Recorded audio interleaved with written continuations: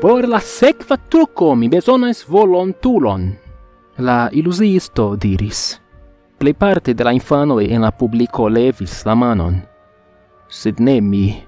Mi ne volis esti la centro de ĉies atento. Stari sur scenejo kun okula hematomo. Kio pri vi?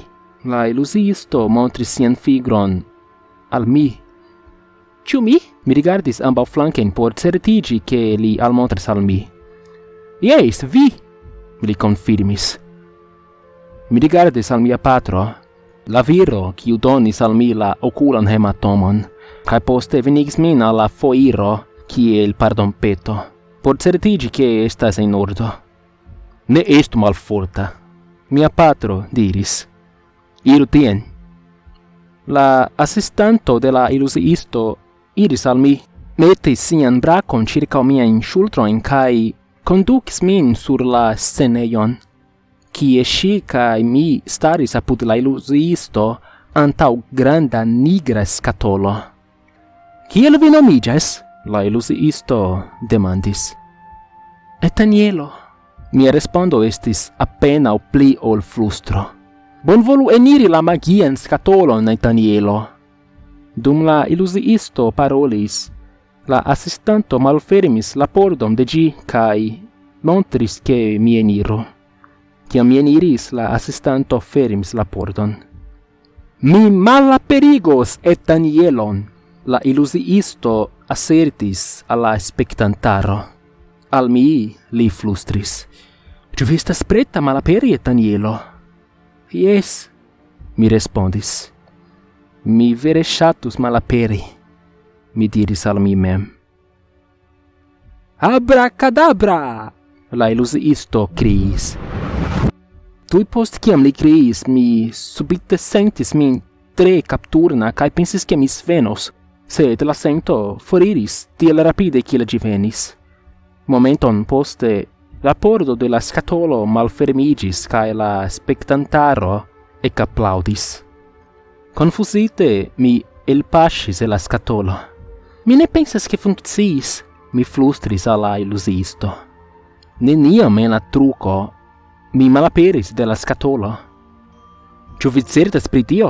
La iluziisto sfingis la manon al la spektantaro. Mi bezonis iom da tempo por konstati ke li ne montris al la spektantaro.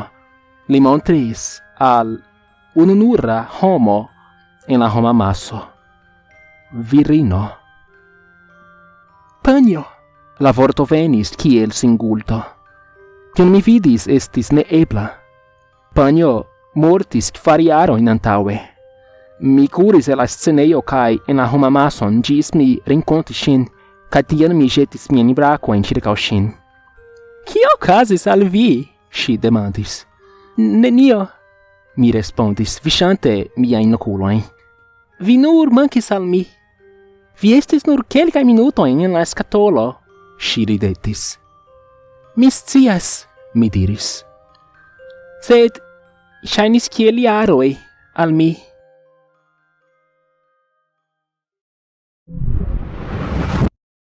Kion vi faris al mia filo?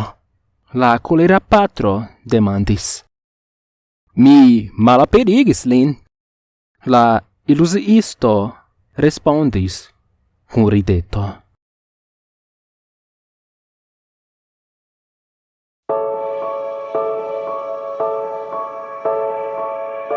Kial mi portu okulkovraĵon? Ŝi demandis al mi, kun neniu signo de ĉagreno en ŝia milda voĉo. Ni neniam renkontiĝis, nur interparoladis aŭ per poŝtelefono aŭ per miloj da tekstoj. Ŝi ankaŭ neniam vidis min. Estis malfacile ne ami ŝin. Mi ja amis ŝin. La vero estas ke mi ne volas ke vi vidu min. Mi aspektas kiel monstro, kaj mi timas ke vi malamos min. Estas bone, ŝi diris al mi. Estis pli ol bone. Mi volas diri, la unua rendevuo estis stranga. Eleganta restoracio, agrabla manĝaĵo kaj mi provanta ne fuŝi ion ajn. Dum la virino de miaj revoj portis nigran okulkovraĵon. La vorta blinda rendevuo.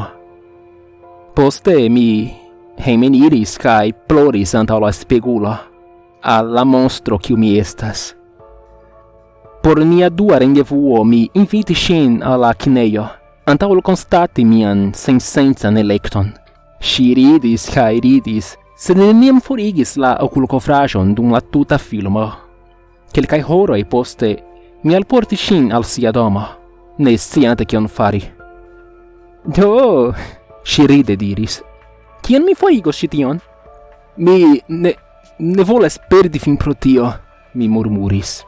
Mi estas monstro, ĉi tio ne finiĝos bone. Sed antaŭ mi povis reagi, antaŭ mi povis haltigi ŝin, ŝi klinis sin kaj kisis min. Ĉu ni revidiĝos la sekvan vendredon? Ŝi diris. Ĉu en via domo? Jes, mi balbutis, sed poste ne volis. Ne, ĉi tio ne funkcios. Mi estas malbela. Eble ni simple ĉesu vidi unu la alian. Ĉesu la rendevuadon, mi volas diri. Ĉi tio vundis ŝin multe. Ŝi telefonadis al mi kaj eventuale igis min akcepti trian rendevuon. Vendredo venis. Mi estis petiginta mian menson. Mi rigardas in la spegulon. Kaj la monstro estas finfine subigita. Ĝi nur iam ekzistis en mia menso, sed ĝi foriris.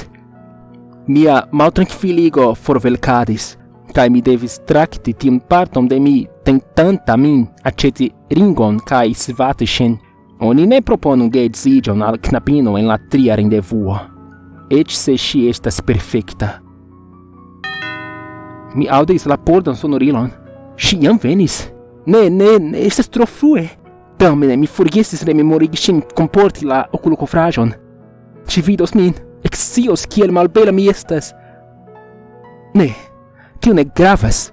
Frue aŭ malfrue ŝi devos vidi. Kaj se ŝi trovos min malbela, estos nenio kion mi povos fari. Mi suspiris. La okulkovraĵo estis granda eraro el mia maltrankvilo. Kion ŝi devus fari, porti ŝin por ĉiam? Mi estis stulta. Ŝi ankoraŭ estas ĉe la pordo. Damne! Mi iras! Mi kriis kaj rapidis por malfermi la pordon. Mi vidis ŝin stari tie, tenante tondilon. Kaj poste mi rigardis ŝiajn sangantajn, malplenajn okulkavojn. Ne, mi balbutis. Ne! Kion vi faris? Mi amas vin! Ŝi plorĝemis. Vivi en mallumo estas pli bone ol vivi sen vi.